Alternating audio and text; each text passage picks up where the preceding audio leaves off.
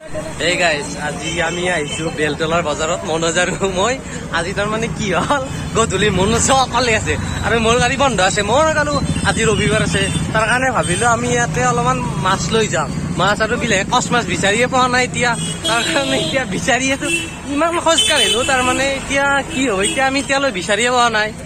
10টা মান দোকানী সুধিলো এতিয়া নকলেগিন মাছ বিক্ৰীয়ে পোৱা নাই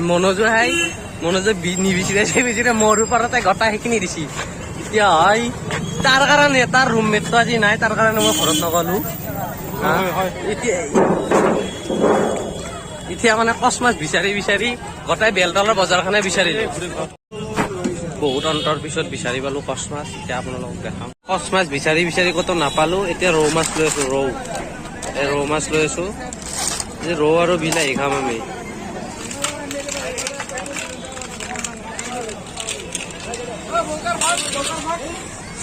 একচুৱেলি কথাটো কি মানে কচ মাছৰ কাটা চাটা নাথাকে তো ধৰ বিলাহীৰ লগত বনালে তেলো থাকে তো তেতিয়া ভাল লাগে কিন্তু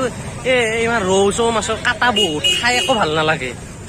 গোটাই বেলতলাখন বিচাৰিলো কিন্তু কচ মাছ বিচাৰি নাপালো আজি এই দুখ আৰু ইমান বিচাৰি কোনোমতে পালো এতিয়া আৰু যাই থাকো তো আপোনালোকক যাই দেখাই আছো তো চাই থাকক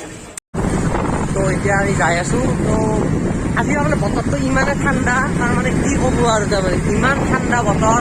বাপৰে ভাবিছিলো আৰু ধুনীয়াকে খাম কিন্তু নাই বেগবিলাক ক'ৰ পৰা আহিছো ৰুক্মিণী গাঁৱৰ পৰা 6 মাইল ওচৰি হয় কিন্তু তাত নগৈ আমি বেলতলা বজাৰ আছিল ভাবিছো ইয়াতে পাম কিন্তু নাপালো তাৰ পৰাই লোৱাই ভাল আছিল কিন্তু আৰু তাত গৈও যদি নাপাওঁ তাৰ কাৰণে আৰু ইয়াতে ৰৌ মাছে লৈ ললো তো এতিয়া যাম ধুনীয়াকে বনাম আৰু খাম এতিয়া মনোজ আমাৰ ড্ৰাইভাৰ চলি আছে মনোজ কেনে লাগছি আজি মজা না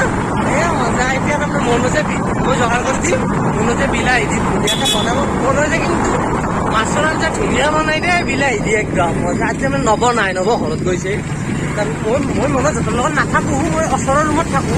তেনেকে আৰু আহি পালো এতিয়া ৰুমত তালা খুলি আছে মনোজে তাৰপিছত অলপমান পিছত কি আনিলো আপোনালোকক দেখাম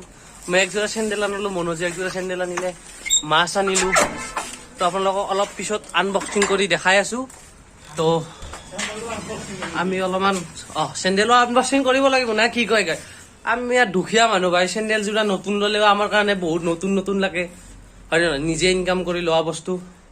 হয়নে নহয় ঠিক আছে চাই থাকক আপোনালোকক দেখাম তো ফ্ৰেছ হৈ লওঁ